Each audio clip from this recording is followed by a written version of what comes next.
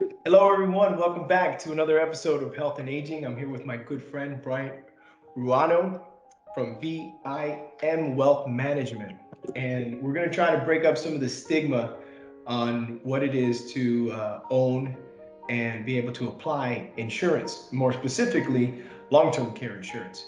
Brian, welcome. Thank you for taking the time to do this. Before we get started, trying to pick apart insurance, tell us a little bit about yourself, man. So first off, thank you so much for the opportunity to speak to your audience. I know this is a near, true and dear topic to you. And my experience has always been very unique in the industry. So I appreciate the time and any questions you have. I hope your audience gains knowledge and makes informed decisions.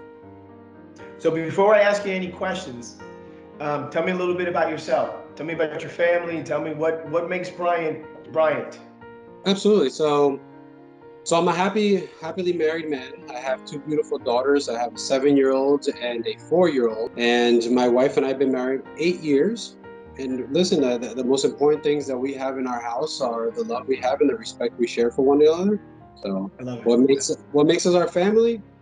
Um, the foundation of our family has been my parents. I think that's the best way to start it. The love and how we actually raise our children is really was based on my parents' love and the way they treated us. So we're just trying to replicate that model on a daily basis. That's beautiful, man. And what a great segue. To be kind of be able to honor your parents in that way because long-term care basically is to kind of honor us in our older age with dignity, to be able to have this type of insurance to keep us at home, to be able to stay home. Tell us a little bit about long-term care insurance, how it works. Do you represent one company? Do you what is how is it that you can help us decide and explain long-term care? Absolutely. So I want to start off by saying this is a very personal topic to me. Both my father and my sister passed away at a extremely young age. My sister passed away at 39 and my father passed away at 52, Sorry, man. and both in the need of long-term care.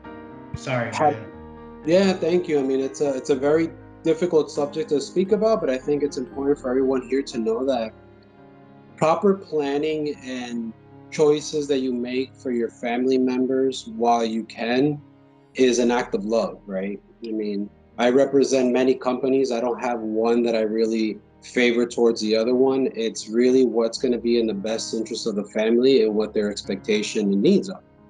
So it's really important to note that my company doesn't represent one carrier rather. We represent our client.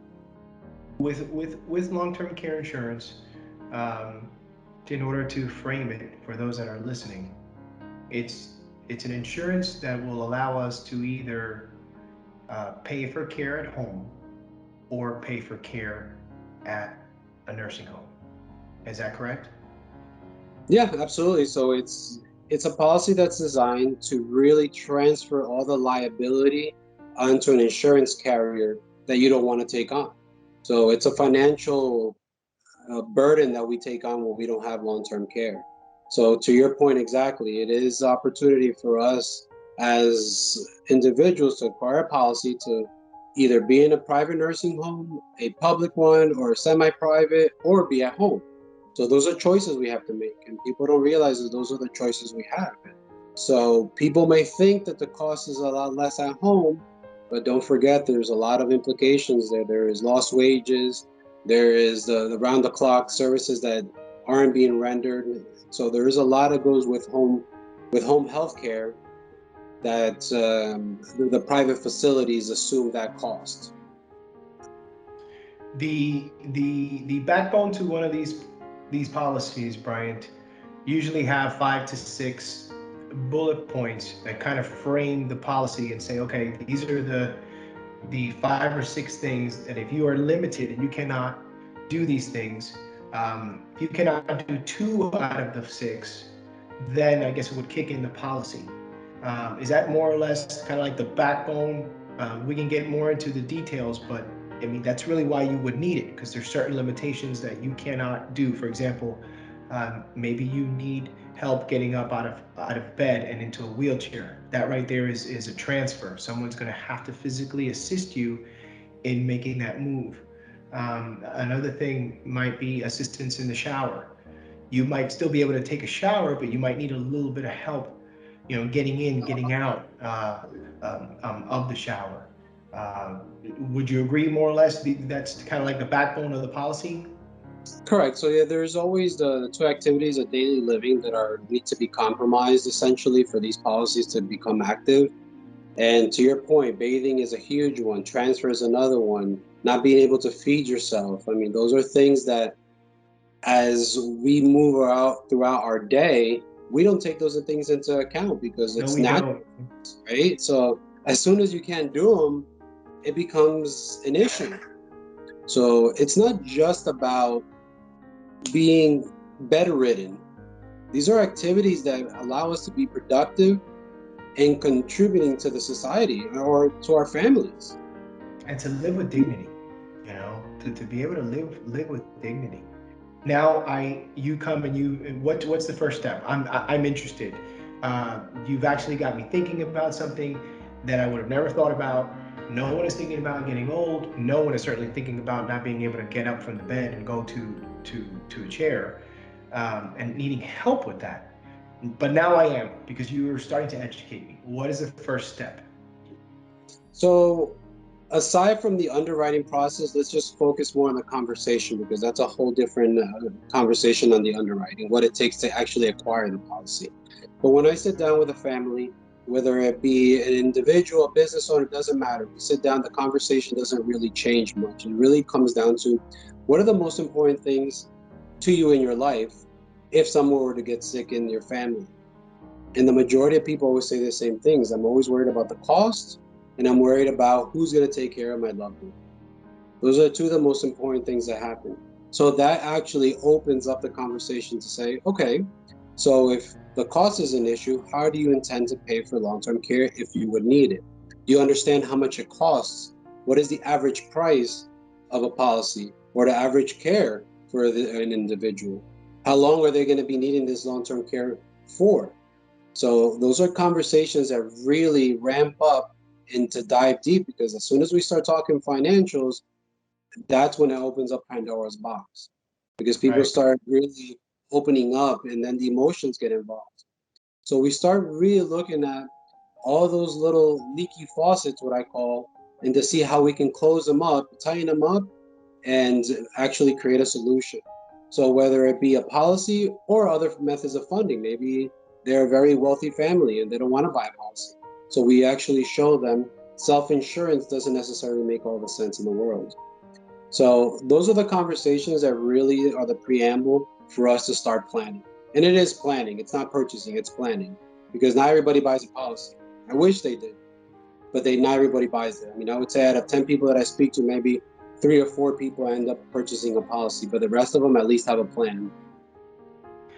If now you and I have this conversation, we go through my finances, you walk me through of what's going to be best for me, what am I going to be able to afford, and I decide to go forward and purchase a policy and kind of go through the whole underwriting process. Um, eh, Dude, what if I have a precondition? Is that does that come into play? Is that Oh, part of the underwriting?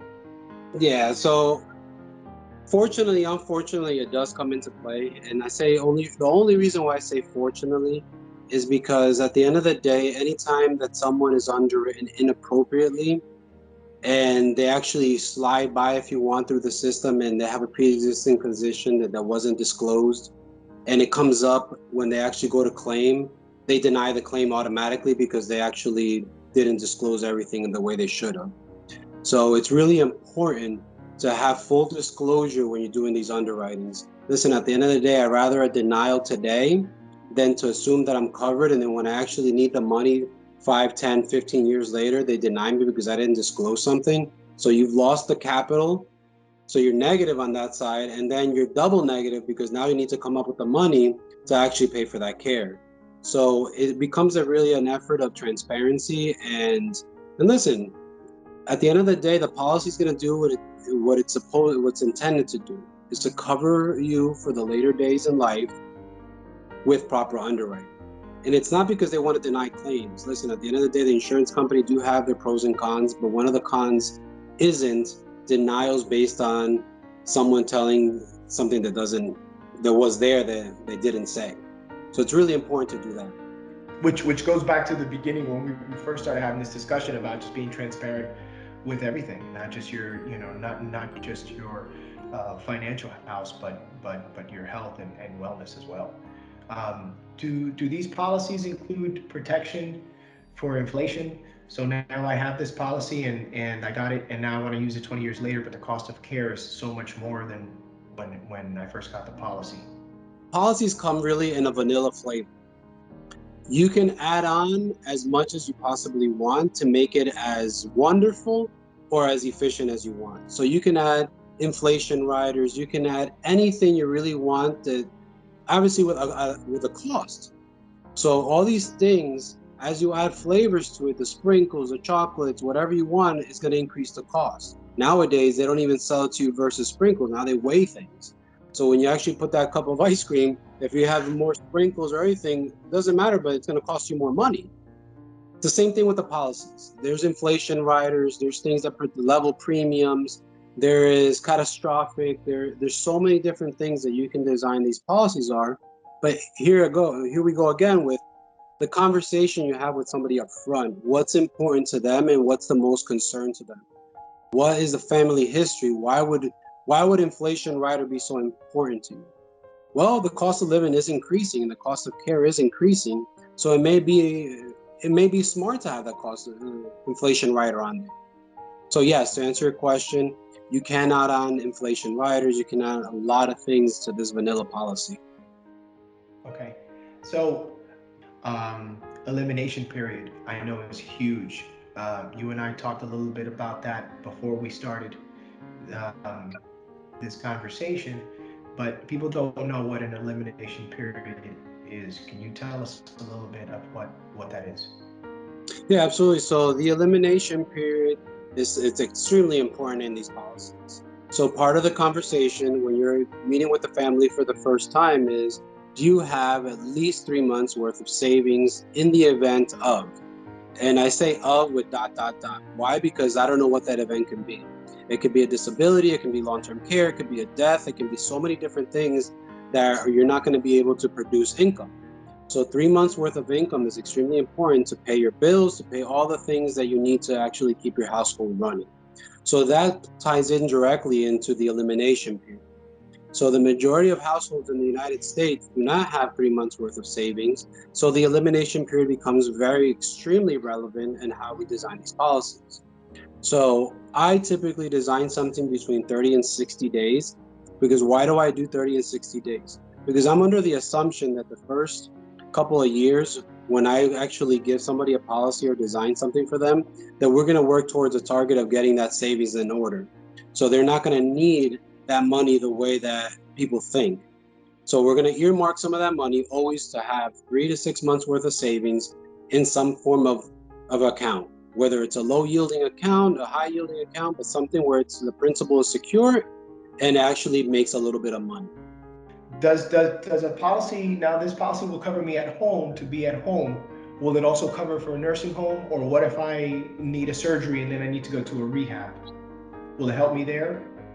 So let me start with this. So one of the things I didn't mention is I love to speak to young families. Why? Because the cost of insurance is so significantly less when you're young.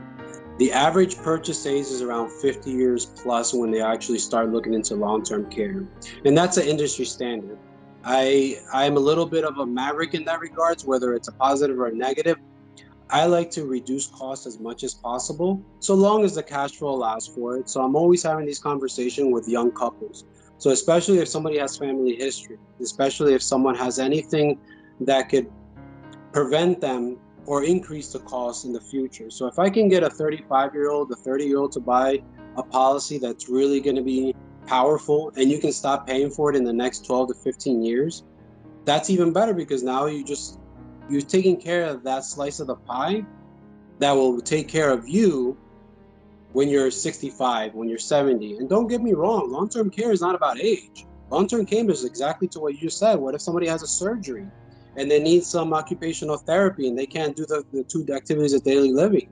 So it does cover that. It's a compromising of your activities of daily living versus your age. So it's not about an age. It's really, really important to understand that. Brian, you said something that I picked up on. So I can purchase a policy and pay for it for 10 to 15 years, and then I stop and I still have that policy, Correct.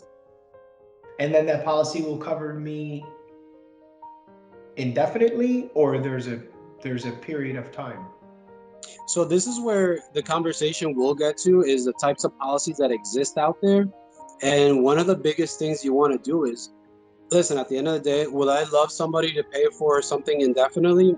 That probably not because I'm not the insurance company.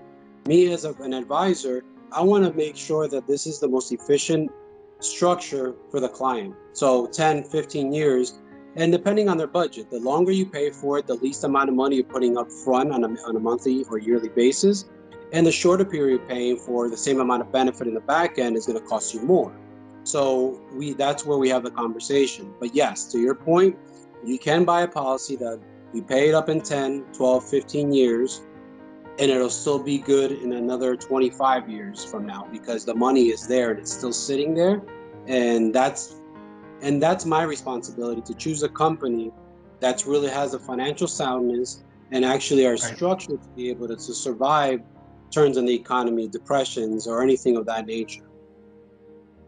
You answered one of my questions, which is to find that financially sound company, and that's why I'm talking to you. Um, is there a deductible, or is that just going back to the elimination period? So there's no deductible. It's elimination period. These policies are front loaded, meaning that the premium is paid up front, and then if you need it, that's when it's available. So it's not something that you have to meet a deductible to get. Okay, Brian. What if again these are uncomfortable conversations, but what if I get dementia? Am I is that one of the bullet points? Because I don't know. So so just the diagnosis of dementia is not going to get you a claim opened. It has to have compromise again two activities of daily living. So the diagnosis is not necessarily the relevancy of these policies being utilized. It's the activities that are compromised, whether it's related to Parkinson's, dementia, Alzheimer's, cancer, whatever they may be. These are policies that are utilized based on these activities of daily living. So, which is the beauty of it, right? So these policies that in the past have been designed may have gone through some denials because the diagnoses and all these other factors that nowadays these hybrid policies that are created aren't necessarily diagnosis related. These are policies that are related to activities of daily living. So it's really important to know the distinction. So what you're saying now is that the policies, these new hybrid policies, are a lot more well-rounded than the older policies. You can now get a long-term care policy that's also a life insurance policy. Is that what you're saying? Correct. So that's what a hybrid policy is called. I mean, the standalone policy is basically only earmarked strictly and solely for the purposes of long-term care use. And those policies were designed as a use it or lose it strategy. If you don't Yes. use it, there's nothing attached to it. So now the market has become more savvy and the consumer has become more savvy. These long-term policies became very, very costly for the insurance companies because of longevity. We're living longer, which is a fantastic thing for us. But that doesn't mean the quality of life has increased. So that's where the insurance company were losing money. So they decided to let's increase the premiums and decrease the benefits. So what does a hybrid policy do? It actually allows for it to be more flexible, and a lot of that liability falls on the insurance company still, but it gives them flexibility on how it's utilized. So that's the beauty of it. So there's hybrid life insurance policies, there's hybrid annuity policies. that you actually can put money into that'll give you benefits. So you can actually receive benefits without needing the physical care. So the way it works is there's always the IRS limits. So when you're taking out this money from the policies, you're typically borrowing against the policies, so you don't actually have to pay taxes on it. The long-term care doesn't doesn't force you to take money borrowed. You could actually take it out of the policy based on the IRS limit, saying that if as long as you use it for long-term care needs, then we're not going to tax you on it. Interesting. So I don't know if I remember you answering. So we did say that we could use the policy not just at home, but if in fact we meet the criteria of needing the two things of daily living, I can go into a rehab and that will be covered. correct, you can. So again, this the beauty of these policies, that it doesn't matter where you're going to use the services. So you can use them at home, you can use them in a facility, you can use them anywhere. As long as they're compromised, you will have the opportunity to actually submit. In this case, I say claim, but I use that very loosely. The reason why is because there's always two different types of policy designs. One is called reimbursement, where you have to actually do that. You give a receipt, you submit it, they look at it, they review it, they approve it, they give you your money. Listen, at the end of the day, yes, I would say if you were working for a company, me as a business owner, I would like to see where my money is going, make sure that it's utilized. So that's why they do it, right? They want to make sure that it's utilizing for the appropriate expenses. Now there's the indemnity policy. This indemnity policy basically says it's your money. As long as you're meeting the IRS requirements, use it however you want, as long as it's for care. So what do I tell people? At the end of the day, yes, you can use it however you want, but don't take it and use it for a vacation because you feel that you need a vacation. Listen, if you actually have your Mental receipts, health? Are you saying is mental health is not a bullet point? it's that's a great question. You know what? Mental health is a component, and the reason why it is because our sanity is extremely important. So I would say it could be argued. Now, have I ever submitted a receipt for a vacation for mental health? Not quite. I haven't had anybody submit a receipt for that just yet. So don't give anybody ideas. Oh man, this is great. This has to go into my underwriting. So, but again, the indemnity policies are the way to go. The reason why is because there's no receipts required. But if you're going to have some kind of lavish expense that is related to your care, save the receipt, because if someone asks you any questions, you're not going to get offended. I have the receipt, it's justifiable, and submit it. Right. It's on the honor system, but be honest about what you're submitting, you're claiming. Excellent. That's great information. And then we also talked about not just where the long-term care policy has a rider. Did I say that correctly? Is the Repeat rider? the How does that question. work? That we also covered the hybrid policies. So you basically get a life insurance policy with the LTC rider, or is Correct. it the other way around? No, you get a life insurance policy with a long-term care rider built into it. So these policies are designed for the long-term care. So they have a life insurance component, which is a beautiful thing because at the end of the day, again, we're talking about the love of our family, right? We don't want to leave our financial burdens behind on anyone. And Right. people misunderstand life insurance and long-term care and how they're designed. These policies are not made to make you rich. These policies aren't designed for you to leave obscene amount of money for your family. If you look at $1 million, yes, is $1 million quite a bit of money, amount of money? Absolutely. But if you're the average household, you're producing $80,000 a year, and you're gonna still have a life expectancy of another 25 years. You do the math. How much does it cost for you to replace someone's income over a 25 year period? $1 million, if not administered properly, is going to go down significantly. It's going to disappear. So these policies are not designed to make you millionaires. They're not designed to make you rich. These are policies literally to transfer the risk of your loved one not being there when you need them the most, which is taking care of your families, And the luxury of it is that you have a long-term care built into it. So let's say 30 years down the road, now you're in your 70s and your children are doing fantastic. There's no need for them to have a life insurance, but you actually need long-term care. Where are you going to get the money from?